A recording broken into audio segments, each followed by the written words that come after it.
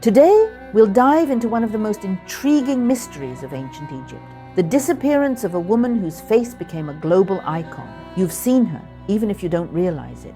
The sculpted bust of Nefertiti is everywhere.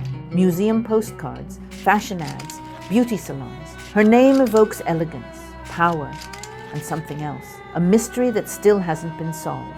We know she was queen, the wife of the radical Pharaoh Akhenaten. We know she stood beside him as he tried to reshape Egypt, worship a single god, and defy centuries of tradition. But then, she vanishes, completely. No burial, no funeral texts, not even a mortuary temple. And that's where the story should end. But it doesn't. Some believe she died young, others that she didn't die at all, that she ruled Egypt in secret under a different name, that her tomb may still be hidden, or worse, misidentified. So what really happened to Nefertiti? Was she erased on purpose? And if so, by whom? Today, we'll investigate this cold case from the ancient world. We'll look at the images, the inscriptions, the theories, and the silences. And we'll ask, how do you make the most powerful woman in Egypt disappear from history? And are we ready for the answer? So first, who was Nefertiti, and where did she come from?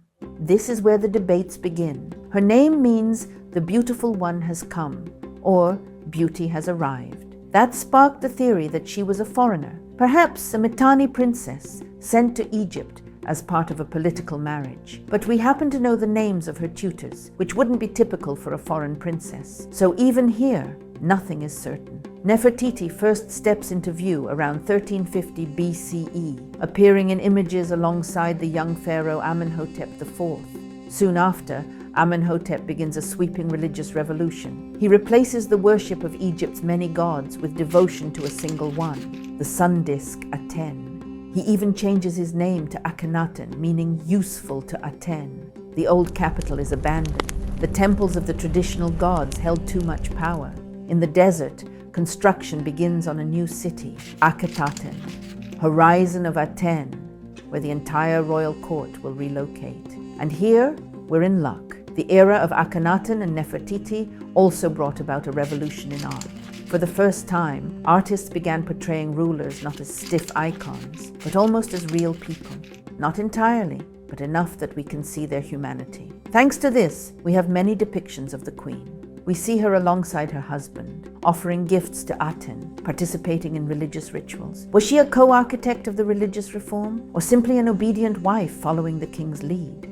We don't know, but we do know that the images, surely approved by the pharaoh, show Nefertiti almost as his co-ruler. She wears the pharaoh's crown, distributes honors, leads ceremonies. In one scene, she even smites an enemy with a mace, an act traditionally reserved for the pharaoh alone. And there are more tender reliefs. Nefertiti kisses her daughters, sits with them on her lap. There are 6 of them. In one scene, she and Akhenaten mourn the death of one of the girls. For me, the true appeal of Nefertiti doesn't lie in the famous bust, distant, cool, and composed, but in these moments of intimacy, a mother and wife in a fragile world. Then, the mystery begins. In the 12th year of Akhenaten's reign, her name disappears from the inscriptions. This coincides with the death of her daughter Meketaten. Perhaps Egypt was struck by a plague, one that claimed both daughter and mother. For many years, that's what scholars assume. Nefertiti died around the 12th year of her husband's rule. But in 2012, new evidence came to light. A graffito was found in the quarry at Deir Abu-Hinis, dated to the 16th year of Akhenaten's reign. It mentions the delivery of 300 stone blocks for the great royal wife, Neferneferuaten Nefertiti. So the theory that she died in year 12 no longer holds. She was alive almost until the end of her husband's reign. He died in year 17. She may have even outlived him. But what happened to her in those final 5 years? Another woman appears, Kia. Inscriptions call her the beloved wife of the king. Her portrait is not as iconic as Nefertiti's bust, but it's exquisitely crafted. Her features are softer, more emotional. Could it be that Nefertiti, now aging, was cast aside in favor of this new favorite? But again, the evidence is murky. Archaeologists studied the erased inscriptions on sarcophagi and temple walls. At first, they thought Nefertiti's name had been removed and replaced with Kia's. But later findings showed that Kia's name had also been destroyed. Does this mean Kia fell from grace too? Or that Nefertiti's influence never truly faded? And then comes something even stranger. After Akhenaten's death, a mysterious new pharaoh appears, Neferneferuaten. This name includes part of Nefertiti's own title, even more telling. One inscription refers to this pharaoh as effective for her husband. That could only describe a woman. Some Egyptologists believed this was Nefertiti, that she ruled as pharaoh, possibly in male guise, like Hatshepsut before her. Objects found in Tutankhamun's tomb, reliefs and boxes, bear the name Neferneferuaten with female honorifics. These may be further evidence that she ruled under that name. There's also the name Smenkhkare, but who was that? Some say it was Nefertiti's second throne name. Others think it was her son or her son-in-law, or perhaps a separate short-lived ruler altogether. Then Smenkhkare dies, and a boy named Tutankhamun takes the throne. He rejects the cult of Aten, returns to the old gods, moves the capital back to Thebes, and changes his name to Tutankhamun. The city of Akhenaten is abandoned. The desert reclaims it, and somewhere in those sands lies the bust of Nefertiti, lost for over 3,000 years. But what about the queen herself? If she was Smenkhkare, then she died and was buried. If not, she may have outlived not only Akhenaten but also Smenkhkare, and even ruled briefly alongside or before Tutankhamun. But with the religious counter-revolution came vengeance. The priests of Amun struck back. The names of Akhenaten and his family were chiseled away, and no record survives of Nefertiti's death or burial. In Amarna, archaeologists discovered an unfinished tomb, perhaps meant for her, but it's empty. Several mummies have been proposed as candidates for Nefertiti. One of them was thought to be her, until DNA testing revealed it was Tutankhamun's mother.